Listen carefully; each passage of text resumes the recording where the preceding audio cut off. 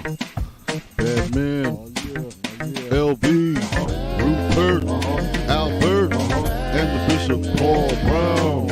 Batman for the 2020-2021. And you know what it is. You know Shadrach, Meshach, and Abednego too. This is Paul Rupert's word. Coming out with a brand new thought, covered under the blood in which we were born. So we know how to get to. Is for bold, A is for active, D is for determined. When you consider King David valiantly, you have an idea and understanding of taking this. Stay tuned. Hallelujah, revive us again. We are excited to bring fresh commentary, good conversation with two bad men. Boy, you don't want to miss this. Bad Man for Christ. Join us. Stands for determined, just like Peter when he did his first sermon. As the saying goes, bad men for Christ. That is how we'll be for the rest of our life. Sit back, relax, and enjoy our show because we're stuck in the house with nowhere to go.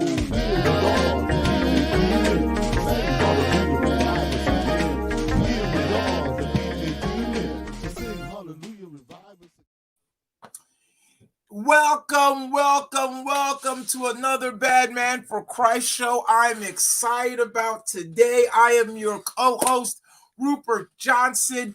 And as you notice, my other co-host is missing, Bishop Paul Brown. He's got bishop stuff he had to do. So it gives me great pleasure to introduce and to bring in our super co-host, no other person than my brother, all the way from Baltimore, Maryland, at 205 pounds at 6'2", still reigning champion, Mark Brodus. Come on in, buddy. How are you?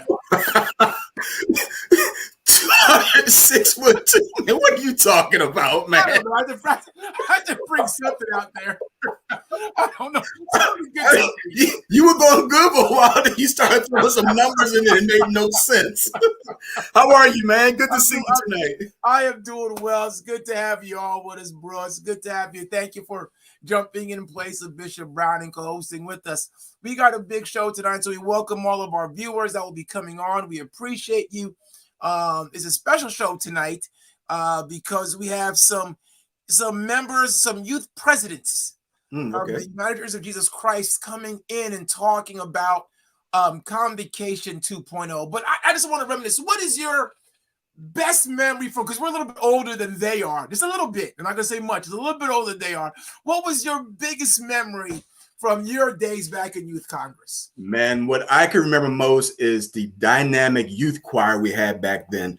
How the choir just filled the stage, man. We were on fire. Don't see that much today, not causing shade or anything like that, but back then, man, the youth choir was it. It was legit. And every time I talk to my daughter about it, she goes, why you was gonna talk about back then? Because that's how it was back then. We were on fire. Yeah, definitely. My biggest thing was, I remember I was on the staff and I had to go to I had to go to Detroit with the president and some other staff members. Coming back, now the travel was supposed to be about a 12-hour drive. It took us almost 20 hours because we were caught in this snowstorm. And I'm just like, this is ridiculous. This is just bad.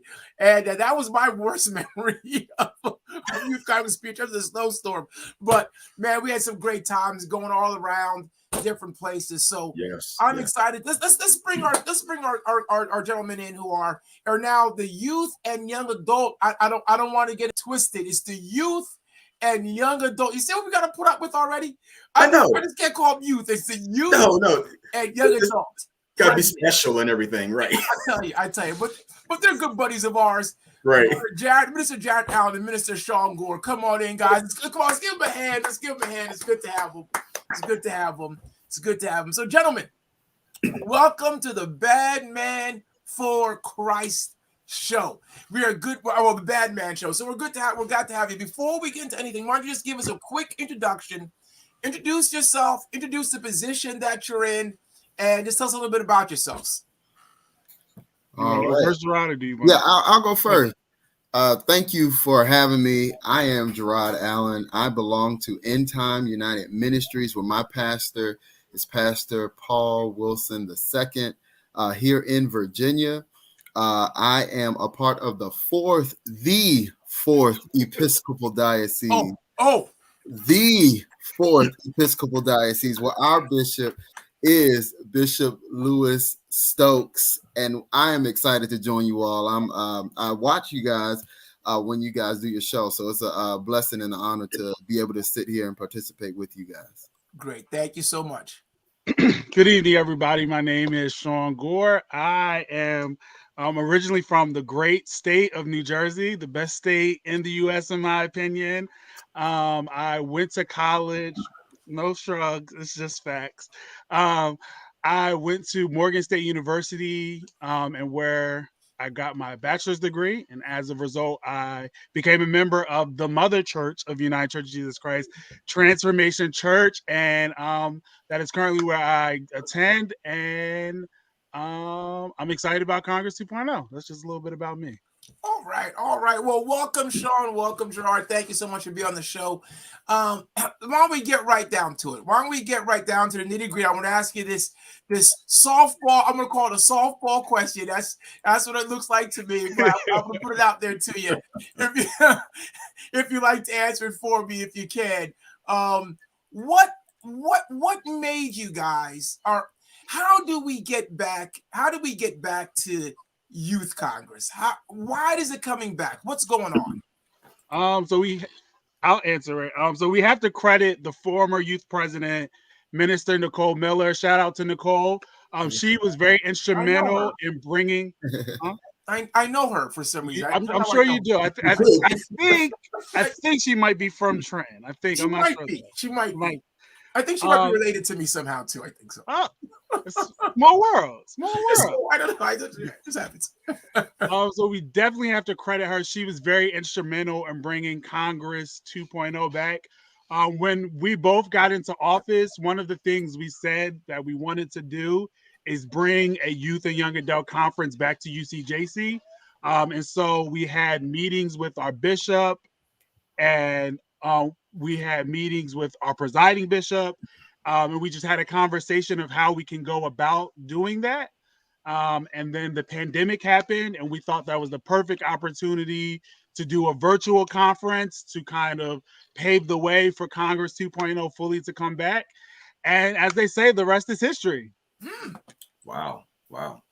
So, Sean, question for you, Minister. So what is the goal for this Congress for this year? What is your goal?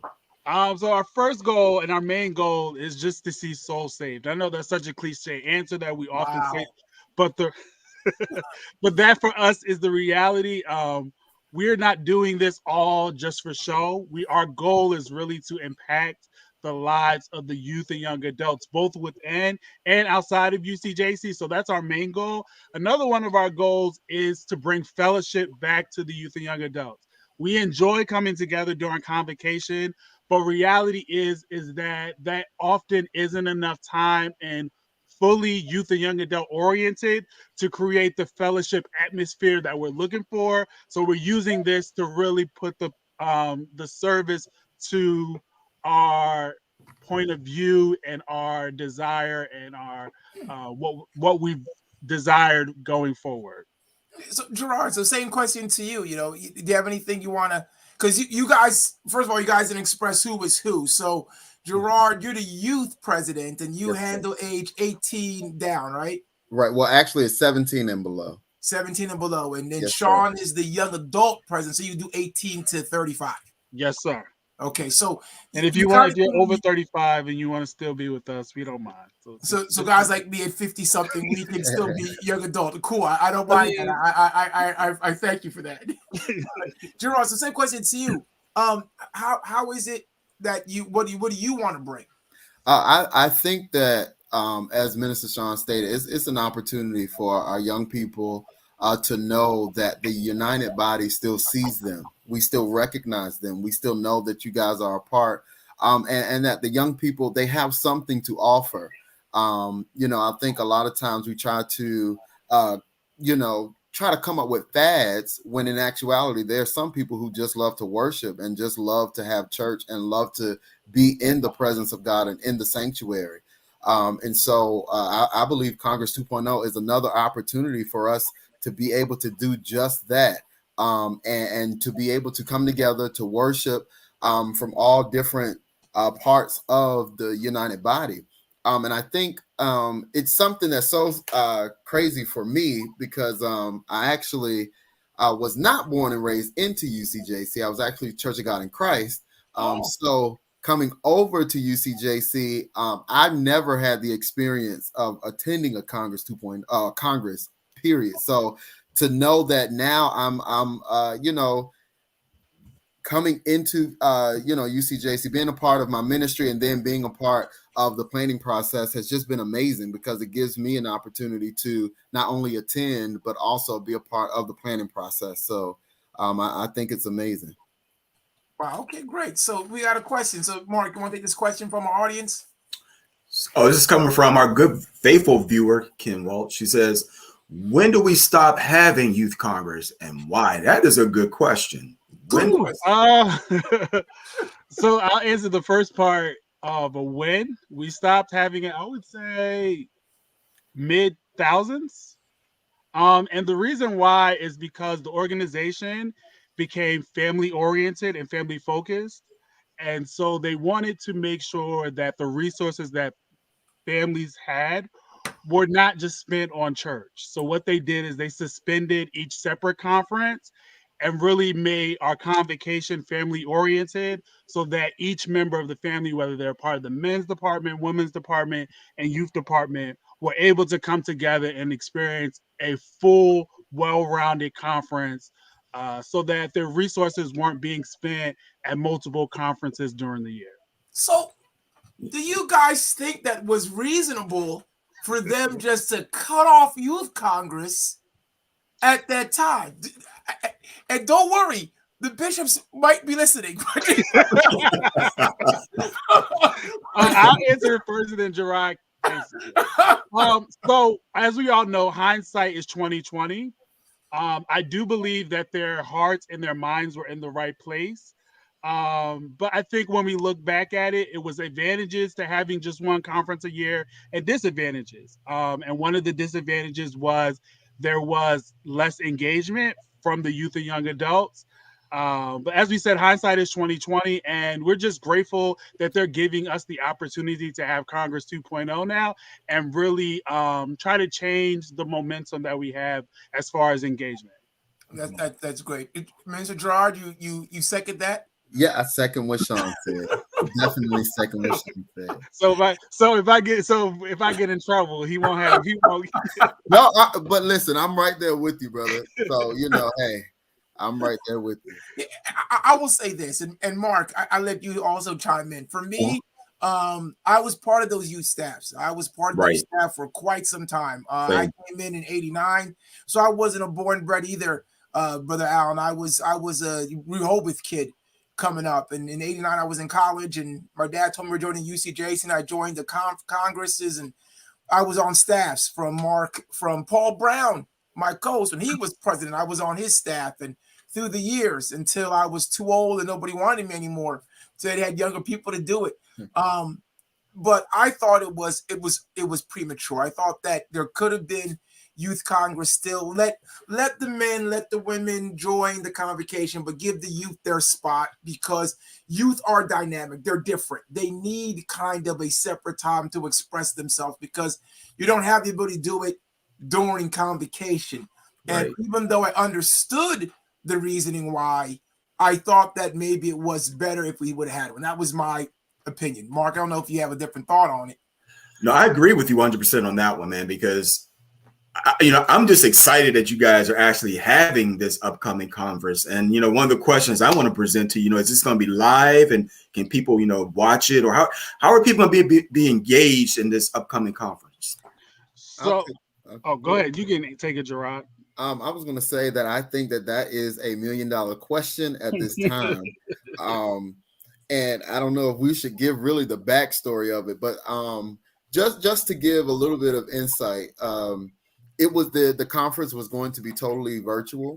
However, the United Body did an amazing job for our convocation. And I think Sean and I began to discuss maybe we can try to do something of that sort. So we are having our live audience this Friday and Saturday at Transformation Church, 5150 Baltimore National Pike at Transformation in Baltimore, Maryland. So that is going to be our live service. And then the following week, what we're going to do to make sure that we're able to present something of good quality, we're just going to take some time and make sure that we're able to really present and represent the United Body with some excellence, and take that time to, edit and do what we need to do. And then the following week, Thursday, Friday, and Saturday of next week, we will be actually showing the live event during that time. So the 12th and 13th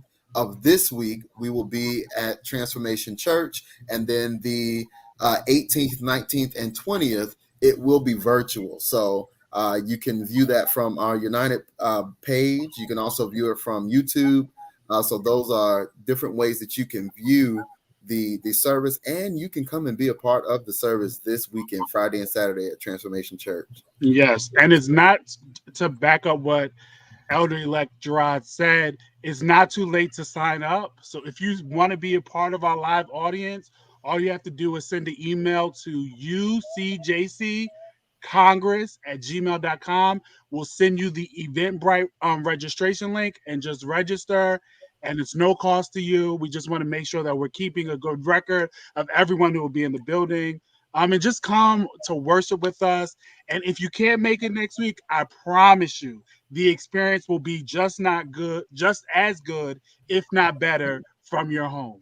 He promised us. All right. Well, we got a good question. But just before you ask the question coming from Deacon, I just one more question. So the recording is 2 days, but the live stream is 3 days. Yes. Yeah. So we're doing. Sorry, did you want to answer this, Elder? Sure. Well, so no, go ahead, Sean. Go ahead. You got it. Okay. So, so what we plan to do, so the Thursday and the Friday that we're streaming is going to be the regular services. And then on that Saturday, Elder-elect Jarrod and myself will be doing a SWOT analysis session where we have a conversation where we talk about engagement and retention for our youth and young adults, because we've realized that those are two problem areas, just not within United Church. It's really within the church worldwide. But we wanted to create an opportunity to create conversation about engagement and retention, and an opportunity to help us change the course of the organization. Yeah. And for those who do not know what a SWOT analysis is, it gives us the opportunity to talk about the strengths, the weaknesses, the opportunities to grow, and our threats. So that's exactly what a SWOT analysis is. And I think that this will actually help not only our departments, but the organization to see what is it that we need to do to bring the heritage, the rich heritage, and the legacy back to use. Not saying that it's left, but we can bring more people that are involved and those who may not be involved because they just may not know. Just give us an opportunity, as well as leaders, to be able to see what is it that we need to do to perfect what God is trying to do through us. So it may be a tough conversation, but Sean and I will definitely, be ready for what it is that our young people are stating, as well as our young adults, and even anyone who's joining, who's, maybe have ideas or something that can help us in the future. So that's something that we are definitely interested. And I'm actually excited, looking forward to that. So yeah, and I think we should just go over our lineup real quick, since we're talking about. Hold on, because I think this question is actually very important. So before you get to lineup, and James Howell, another good follower of our show, he's asking, because this is a good thing, what is the need for the older adults, or how can we help you guys? How can the older adults help with this resurgence of the Youth Congress? Well, I think, honestly, we were doing a few campaigns, and we understand with travel and this pandemic that we're in, some people do not want to travel, and some people have, chosen to definitely, take the back seat when it comes to that. However, we were doing a campaign, 100 people give $25. And although we didn't necessarily hit the 100 people, God allowed us to reach or surpass what it was that we were trying to do. And so we had giving days, we had opportunity, we had popcorn fundraisers, we had things that were, that we needed to get the word out on, because we know that this conference is something that's going to be beneficial. And so that, as well as prayer. And if you're in the area, please come to the service. We definitely, we know that we have the age limits for our ministries, but definitely, please, that shouldn't stop you from actually coming in and supporting us in that way. And when if you're not able to show up, then when we do the broadcast, definitely share, like, love, let everyone know that we're showing this, because it's not just for us, but I think it's something that we can impact the world with. So, amen. So and just to piggyback off of what Elder Elect said, we still are open to donations. Yeah. So if you still want to give, we would love your support. And the ways that we're accepting donations are through Cash App, PayPal, and if you want to mail a check. So our Cash App for the organization is $UCJC. If you want to give through PayPal, you can give at UCJC Apostolic, all one word. And then if you want to mail a check, you can mail it to 5150 Baltimore National Pike, Baltimore, Maryland. Can you remind me the zip code? 21225, I believe. 21225. I'm sure if you have all the correct information and the zip code wrong, it'll get to the right destination, I'm sure. Right. Or if the check is over 1,000, mail to Rupert Johnson. No, we'll divert that one this way. But Mr. Sean, you do have a question, kind of what I asked earlier about the same thing about engaging and uniting the fire, the passion for the youth. So I guess they want to know more about that. How do you expect to engage them more during this Congress?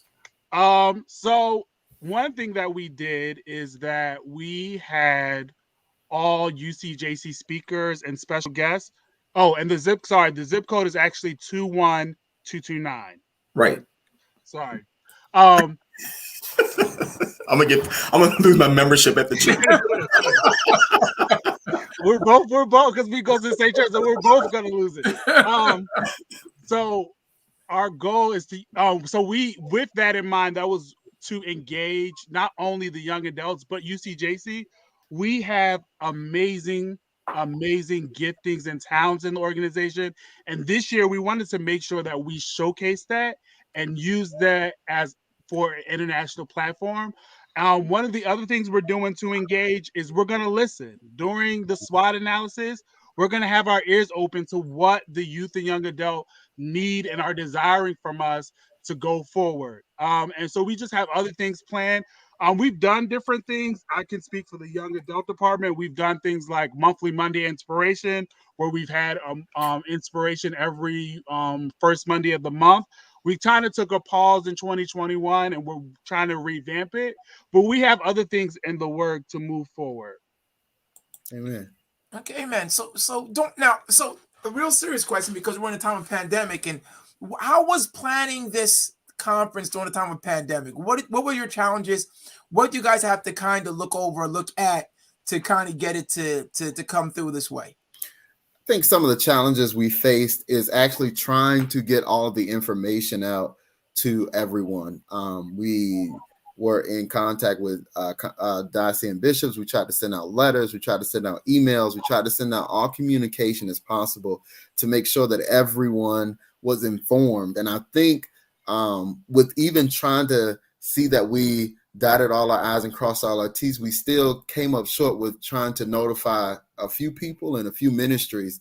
And I think Sean and I both are, looking to see how we can improve with communication, not just about, this particular conference, but during the year before convocation gets here and things of that nature. There are things that we can do to be able to assist and help our ministries that are coming along that may not have started a young adult department or may not have an active youth department at this time. Because if we were to be honest, I believe this pandemic has really shown us, it revealed some things for us. And so with that revelation, it's time for us now to get to moving so that we are able to make sure that everyone is involved and everyone can be represented from all of our dioceses. So that's one of the challenges that we've had. Great. So and to piggyback on that question, because I think you brought up a good point. The pandemic has caused a lot of churches to realize that their youth department wasn't as strong as they thought it was. I'm there. What we used to have, we will probably be about 60% down from what we used to be, both young adult and children. So it's a different dynamic for us. So with that being said, and you planning this convocation, you looking for people to come, because I'm sure if it happened to me, it's happened across the board to many churches. How do you think that will affect the overall attendance per se? Because back in the day, you had some momentum. Now we don't have momentum. You're kind of starting from scratch, trying to build momentum. How do you think it's going to affect your overall attendance? And then also, because sometimes that will make leadership, I'm not talking about your leadership, I'm talking about those above us, kind of look and say, was it worth it? How do you think have you worried about that? Is it something you've been worrying about?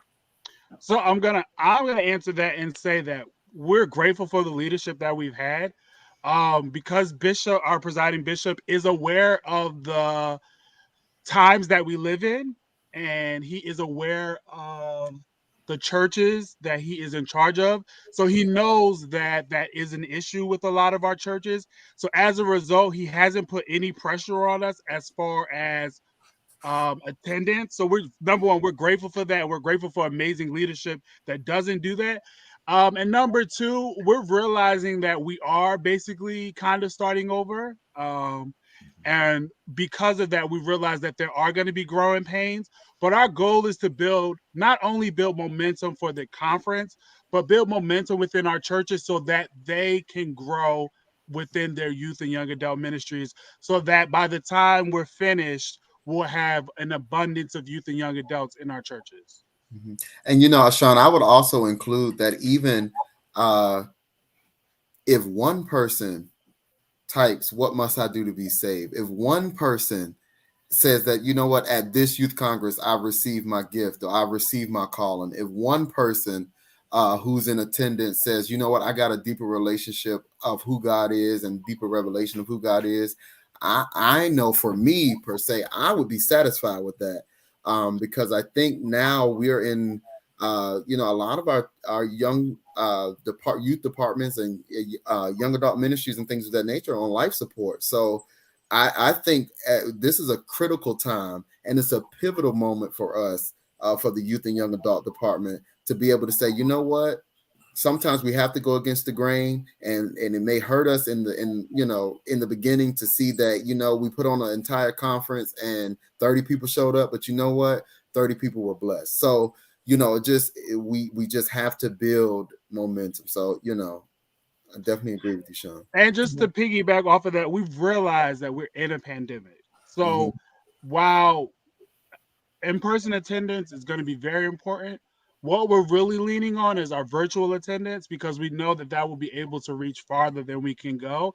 And the reality is that, and that was also to answer part of the question earlier, one of the issues that we had planning this is the unpredictability of the pandemic. We didn't know from day to day what it was going to be like. So that created an issue. And so with that, we kind of realized that in-person attendance may not be, at least for this year, what we would have projected under a normal circumstances, but we're really leaning on our online presentation to be above and beyond and fully engaging with the youth and young adults and just anybody who's watching for Congress 2.0. So, Mark, you want to take this question? I don't know if you want to take this one. Sure. No problem. So the question is, well, the Congress basically will be going back towards the summer when the young folks are not in school. And I think he probably already touched on that because of the pandemic. But his question is, will you think we'll be having this more towards the summer in the upcoming years? So as of right now, that is not our goal. Our goal is to do it during Veterans Day. I believe that's the holiday. Yes, Veterans Day weekend, so that we can make sure that it's during a weekend or a week where they don't have school or as much school.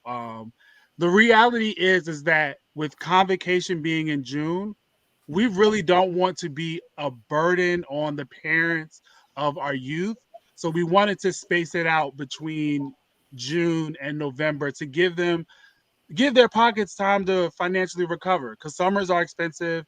And honestly, we still are planning things for convocation for our youth and young adult departments. So the reality is we want youth and young adults to come to both.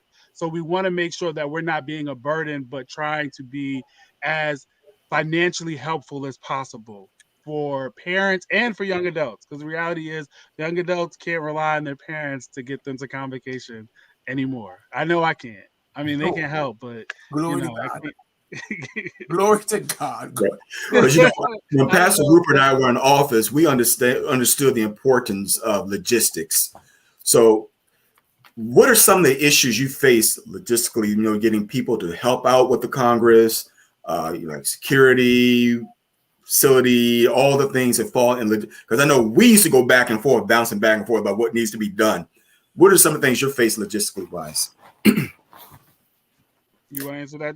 No, I'll let you go ahead. Go ahead. Okay. I think one of the biggest difficulties is because we're not able to see each other in person. A lot of the rallying we would do throughout the year has been difficult because of the pandemic. So we've had to rely on rallying people solely through a virtual space. So whereas we would go maybe to the Second Episcopal Diocese and really try to rally them to get volunteers, while we're able to like visit them, it's not the same. And the turn, because COVID, like the reality is COVID has put a halt on traveling and gathering together. So that's been the biggest hurdle as far as logistics and just communication. We've tried to really be good with our communication. But when you're doing it from a online perspective, there seems to always be someone that misses out. And so that has kind of been logistically our biggest problem. I think. But I will say, Sean, I'm sorry not to cut you off. I will say that even though we've had challenges, transformation has been a major blessing for us. Yes. And has assisted us. Just Sunday, you guys were setting up, and thank you, Elder Brodus, and all of you all that have definitely shown us the support. And so, by you all being the host church for us, you guys have definitely, and Dr. Simone Gibson and the UCJC staff, I mean, honestly, they have been amazing. But, and I must say, even from my own personal diocese, who really shone out through our giving days, and our we kind of had a little competition going, and I'll just say that we'll be bringing the trophy back to the state of Virginia because of the contributions of the 100 people give $25. I just wanted to point that out there. That shout out to Bishop Lewis Stokes of Hampton, Virginia. Wait a minute. What is all this? I didn't hear about this competition. Yes. No, we told your youth president, so you need to have a conversation. All the youth presidents knew about this competition. Have a conversation with her. She came to us with a plea. We didn't hear about no competition. Because your youth president. I told we had several meetings. You weren't going to beat the second if it came to a competition. The second let me down. I talked a lot of It's already done. It's already done. Second is not going to let me. They let me down. I'm not going to lie. Shout out to the Fourth Episcopal Diocese. We can win, and they let me down. I'm going to talk to our president because she brought it to us. But she didn't tell me it was no competition. Because you all know that was good. Oh, my Lord. And let's just say thank you, Pastor Wilson. Yes. You know what? Get Pastor Wilson off of here. I don't want to hear off here. Y'all let me. I'm going to say y'all let me down. I was talking so much junk. I said the second is going to bring it home. The second has the reputation of being the best. Sean kind of was talking junk from both point of views because he was with the second and then he was with the first. So, I was with the first. you know. Well, I'm on with the second right now. I am so Well, we'll see about. Okay, so I'm gonna put it right now. I'm telling you all right now. Next year, Oh, well, we'll it's see. over. Hey, Pastor. It's over. Hey, doesn't that remind you of the good old Bible Bowl competition we had back in the day? Yes, it Doesn't does. that remind you of that? Yes, it does. Yes. And that was Youth Congress too. And I used to get so mad that the third Episcopal would be winning. I was just so mad. I said, I'm gonna join this thing. And we won that 1 year. I think we won. We might have lost. I think we won. But man, okay. So Sean, next year, Listen, I'm laying it down. I'm right not now. opening my mouth. I've learned from this No year. one's beating us. Yeah. Not even. No. And I see Michelle Robinson too. That's Michelle Manning. She was on the third Episcopal diocese. Yes, I see you. Oh yes, I know you. Get her off the screen. But let's not forget, Northeastern District was still killing. Let's not act like it was all the Northern District winning. Northeastern was yes, still... it was. And there was a time when we were combined, and it was a winner. But when we became split, they were still whooping us. I have to admit. No, but we were winning too. We did win a couple, but they were whooping us, and that's why I had to get on it. I was mad. I was like, "They should beat us." And so, No, but it seems like that Bible Bowl is something definitely that maybe we can bring back next year as well. I mean, I don't want it to seem as if we're all about money. Of course, we're joking about this. However, at the end of the day, it is about God, and it's about us being able to have that relationship with Him and our young people knowing Him. And so, definitely something. But just talking about the challenges we've had, that's one of the things that I think that we, kind of have a challenge with. But at the end of the day, we definitely know that it's all about God and all about Christ. So definitely all about God, and again, we don't want to think about the money, but the money's important. It takes money to run these things. It takes money to put these things together. And unfortunately, the youth, the young adult might have a little bit, but the youth definitely don't have much to bring to it. So you can't depend upon the offerings covering everything, especially now when you don't have an in-house. When back in the day we had 800-900 young people at these meetings. So at least you had or people at these meetings. So you had money that was coming in-house. You kind of need the support now and that. So it's kind of good to know. Time is running short on us, so I really want to, Sean, give you a chance to give us a breakdown, because the real big important of this thing is who is doing what, who's going to be there, who's speaking. I know some folks want to know that, so I don't know with Sean or Jarrod, if you want to give us a rundown of the schedule real quick so people can see it, can know what's going on. Sure, I don't mind at all. I'm super excited about this schedule. I feel like this is going to be one of the best congresses we've had in decades. Yep, I said decades. So on Thursday night streaming and Friday night live, we have Sister Erica Edmond, who is going to be our praise and worship leader. And if you have heard Erica Edmond minister, you already know how amazing she is and how much of a treat we're looking for. And then we have as our evening speaker the phenomenal Bishop Vivian Grubb, who is from Brooklyn, New York. So we're excited about that. Former youth president. Those were the youth bishop. Those are the days in my head we're competing with, because those to me were the glory days of Youth Congress. So that is Thursday streaming, Friday live. Friday streaming, Saturday live. We are having the phenomenal national, international recording artist Derek Bull, who will be leading our praise and worship. And then we have the phenomenal Pastor Shelley Edmond, who will be our evening speaker. So we are like super excited, because we know that we are going to have not only great singing and great music, but we're going to have awesome word that is going to be very rich and strong and powerful. And then as we said, Saturday streaming, Elder Jarrod and I will be doing our SWOT analysis, which will be facilitated by the awesome Pastor Paul Wilson. And we are so excited about that. We're looking forward to the feedback and just hearing the ideas, the thoughts, and how we can improve as two departments. And just to answer the question, what day is the Bible Bowl? We are not having Bible Bowl this year. So we can work to bring that back in 2022, but for 2021, we're not going to have Bible Bowl. it would just be very difficult to do because we're all spread out. It's just going to be, that would be very difficult. But I mean, if every other diocese wants to lose to the first, they can, have. I'm with you on that one. Okay. I'm not going to say anything because I really don't know where our youth artist is right now. I'm not gonna say. But before pandemic, I didn't put it out there. I said, no, that's not happening. But right now, I'm gonna hold it right there.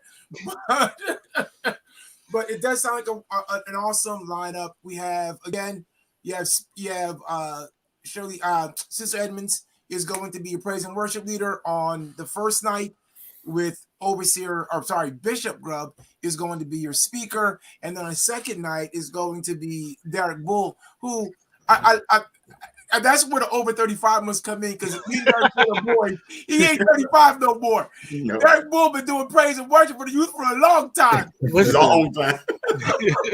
He finally stepped over doing stuff for the men. That's right.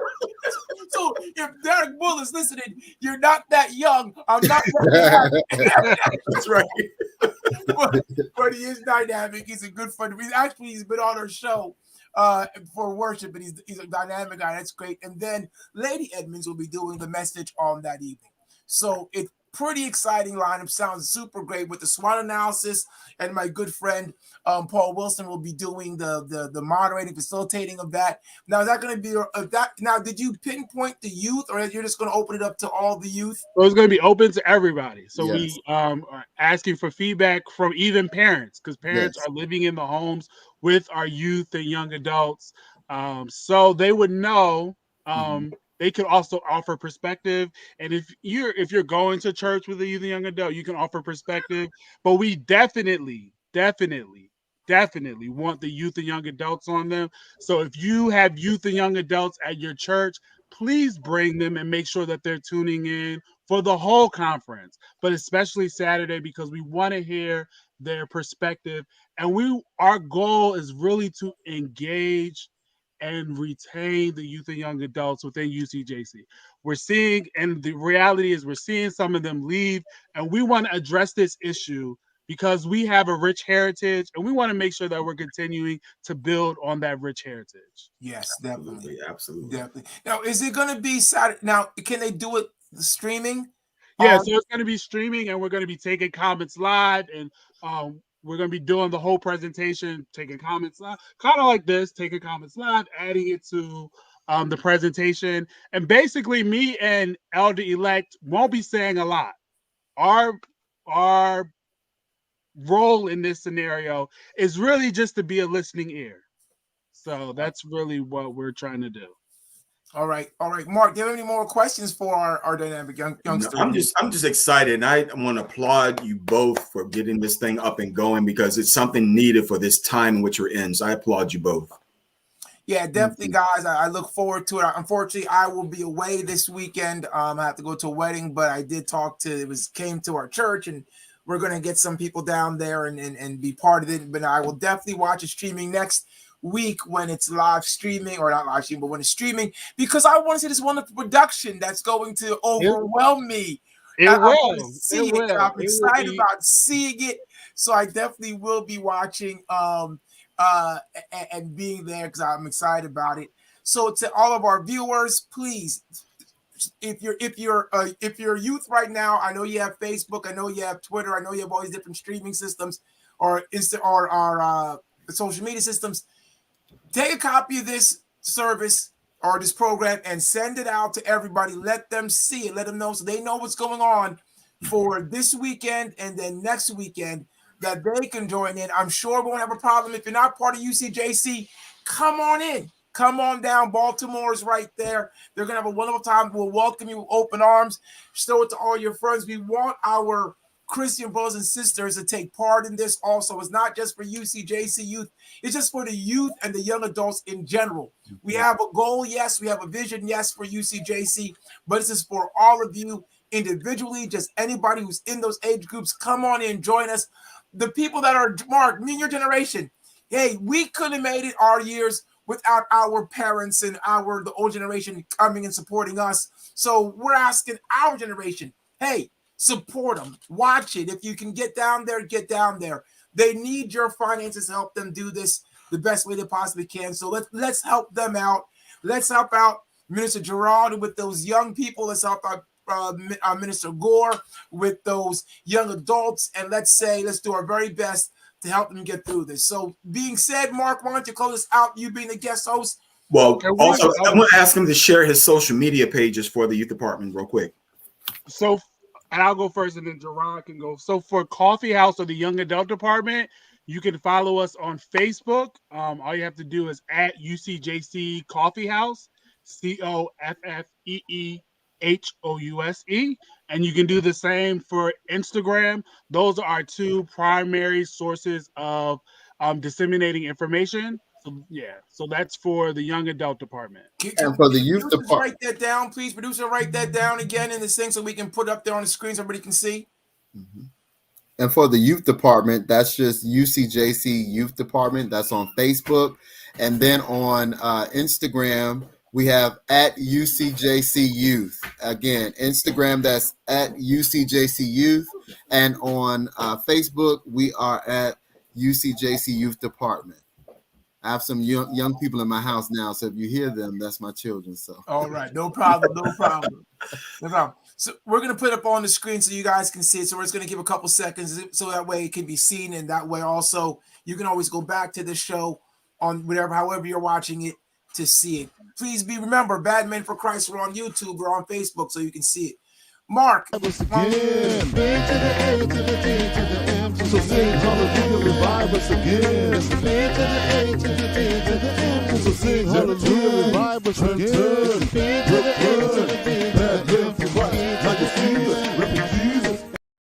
Sorry. That's all right. Why don't you close us out, buddy? Before the closing credits come, then we're a little bit over time. We also want to get that banner up there with the information. Producer, put that on the screen, not our closing credits. Thank you for allowing me to be a host tonight, and to Bishop Paul Brown. We miss you tonight, but thank you for allowing me just to sit in your blessed seat tonight. So God bless everyone in Jesus' name. Amen.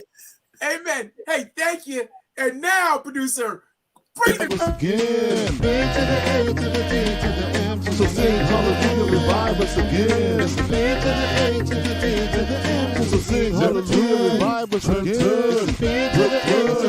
Bad men for Christ, like a season, refugees. To the end. We out.